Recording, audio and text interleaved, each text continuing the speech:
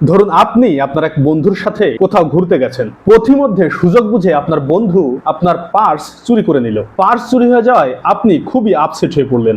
ঘোরা তো দূরের কথা, এখন বাড়ি ফিরে আসার মতো টাকাও আপনার কাছে নেই। আপনি আপনার আত্মীয় স্বজন ও পরিবারের কাছে ফোন করা শুরু করলেন, তারা টাকা পাঠাতে রাজিও হলো। ঠিক তখনই আপনার বন্ধু এগিয়ে এলো আপনাকে সাহায্য করার জন্য।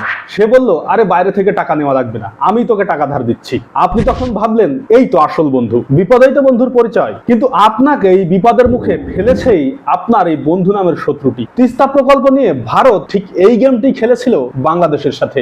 দীর্ঘদিন ধরে তিস্তা চুক্তি নিয়ে দেন দরবারের পর ভারত যখন বাংলাদেশকে তিস্তা নদীর প্রাপ্য পানির হিস্সা বুঝিয়ে দিতে রাজি হয়নি, তখন 2016-17 সালের দিকে বাংলাদেশ চীনের সহযোগিতায় তিস্তা প্রকল্প বাস্তবায়নের উদ্যোগ নেয়। এই উদ্যোগের শুরু থেকেই ভারত আপত্তি জানিয়ে আসলেও বাংলাদেশ এই প্রকল্পের কাজ অনেক দূর এগিয়ে নিয়ে যায়। সর্বশেষ 2024 সালে তৎকালীন প্রধানমন্ত্রী শেখ হাসিনার চীন সফরে তিস্তা চুক্তি বাস্তবায়নের কথা থাকলেও সফরের ঠিক কয়েকদিন আগে ঢাকায় আসেন ভারতের পররাষ্ট্র সচিব বিনয় মোহন কাওয়াত্রা এবং ভারত তিস্তা প্রকল্পে অর্থায়নের আগ্রহ প্রকাশ করে, যার ফলে বাংলাদেশ চীনের সহযোগিতায় তিস্তা প্রকল্প বাস্তবায়নের সিদ্ধান্ত থেকে সরে আসে। তিস্তা প্রকল্পের কাজ হাতছাড়া হওয়ায় চীন মনক্ষুণ্ণ হয় এবং এই কারণেই তৎকালীন প্রধানমন্ত্রী চীন সফর সংক্ষিপ্ত করতে বাধ্য হন এমন গুঞ্জন ছড়িয়ে পড়ে।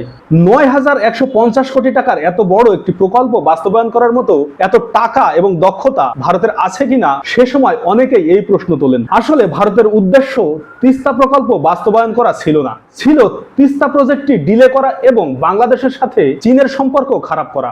এই দুটি কাজেই ভারত তখন সফল হয়। সবচেয়ে বড় কথা, যেই ভারত তিস্তা নদীতে বাঁধ দিয়ে বাংলাদেশের তিস্তা অববাহিকার 5টি জেলার প্রায় 2 কোটি মানুষের জীবন তছনছ করে দিয়েছে, অন্তত 35 লক্ষ মানুষের জীবিকা কেড়ে নিয়েছে, সেই ভারতই তিস্তা প্রকল্প বাস্তবায়ন করবে, বাংলাদেশকে ঋণ দেবে এবং এখান থেকেও ফায়দা লুটবে।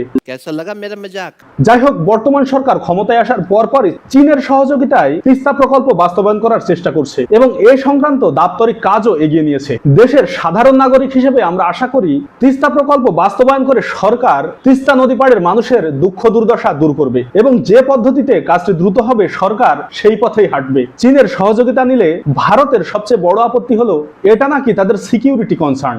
এই পরিস্থিতিতে বাংলাদেশের উচিত হবে ভারতের উদ্বেগও দূর করা। প্রতিবেশী রাষ্ট্রের সিকিউরিটি কনসার্ন হয়ে ওঠা কোনো দেশের জন্য সুখকর নয়। সকলকে ধন্যবাদ।